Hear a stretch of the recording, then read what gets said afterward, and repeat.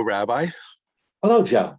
I see you are in a bar today, or is it a coffee shop? I can't tell. Or perhaps, Actually, actually, it's in the basement in my house. oh, You see my water skis, huh? And the bar. see, I have to limit the bar area in my house, or it would take over because I'm always tempted to experiment with drinks, and I find after the 14th variation on a martini that I've worked up, I cannot go on to the 16th, so to speak. But let's talk about that and temptation. What is it that, about temptation? Are we mortal? And does that define us? Is it a good thing? Is it a bad thing? Well, the best way to deal with temptation is just give into it. Why fight it? Because if you want to have another drink, if you want to do this, or you feel a need to run naked through the mall, why fight it? Just give in to the temptation. Now, if I say that to you, what's your response going to be?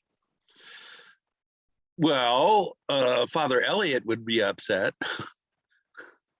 And my mother would say, remember the Lord's Prayer, which, if I remember correctly, is also in the Torah, lead us not into temptation.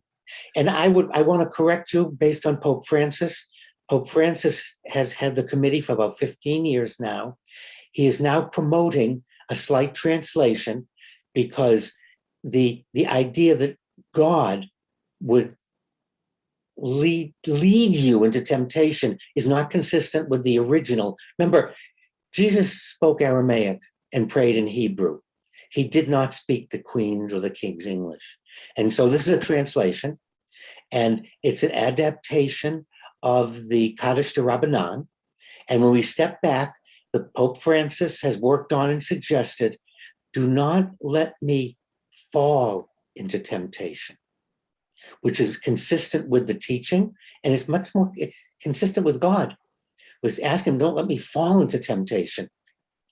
And I think you really hit on the problem, because religious leaders, political leaders want to use temptation as a tool for power and control. And they're going to hold it over us, and they're going to exploit a human condition. As I mentioned, we're all addicts, and we don't have to limit it to drug, sex, or rock and roll. That's part of the human nature. And doing things that might be hurtful, we'll call temptation, it's all part of being human. There's the idea that this is forbidden or too much is not good is a temptation. And so that's why I agree with Pope Francis that it should be, do not let me fall into temptation. Now it throws back on me. Do not let me, meaning I have to take a look at my personality, and I have to look at what's harmful for me.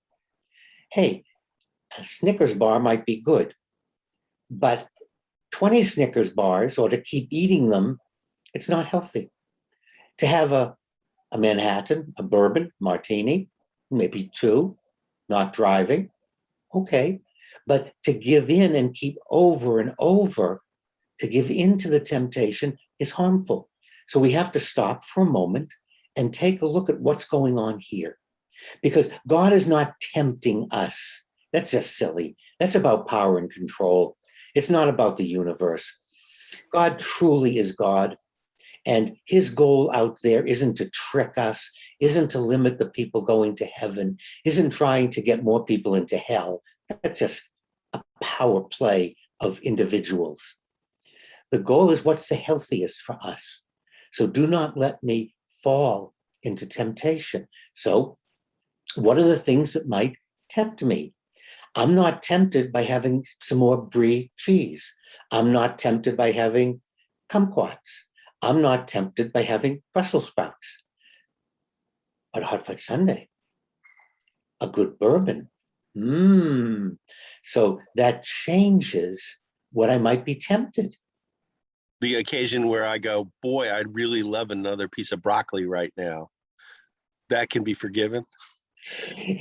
Yeah, that could be forgiven as just being stupid, because You know, with all the things I've done, my 100 years with hospice, American Cancer Society, the fire company, as a chaplain in mental hospitals, no one on their deathbed has ever said to me, I wish I ate more kale.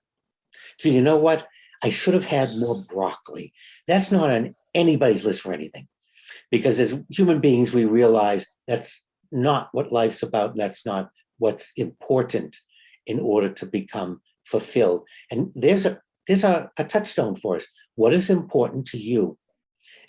And also, it's nice to have a bourbon. It's nice to have hot fudge sundae. By having more, it doesn't become fun. It doesn't become tasty. So one of the things that makes for a neat experience is that experience. And the more we have of it, the less fun it is, the less we enjoy pleasure from it. And so when we talk about temptation, we want to draw the line at our religious and political leaders who would use a human quality to get votes, to get ahead, for self-aggrandizement, and to have another jet plane, or to have a bigger place to worship. That's not what God wants. Just read the prophets, read what Jesus said, and you'll see that mega churches was not what Jesus wanted us to do. And he also talks about what's healthy. And that's what all our religions do. What is good for us? And temptation then is always there. Temptation crouches at the door, just waiting for us. And it's harmful.